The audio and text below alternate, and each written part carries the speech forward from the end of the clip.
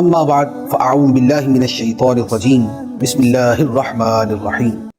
الذي جعل لكم الارض فراشا والسماء بناء وانزل من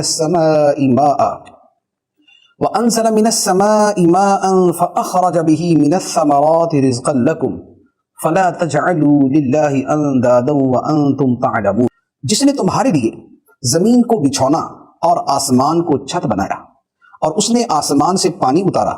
پھر اس پانی کے ذریعے تمہارے کھانے کے لیے کئی پھل پیدا کیے،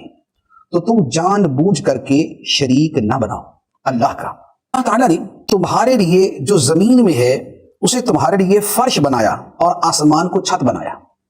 فرش وہ کہ جس پہ انسان چلتا ہے، بیٹھتا ہے، لیٹتا ہے، اور چھت وہ کہ جو انسان کے سر پہ تنی کھڑی ہوتی ہے. جو آسمان کی نوعیت اور جو اس کی حیت نظر آتی ہے وہ ہمارے دکھنے کے اندر بلا شک و شبہ ایسی ہے کہ جیسے ہمارے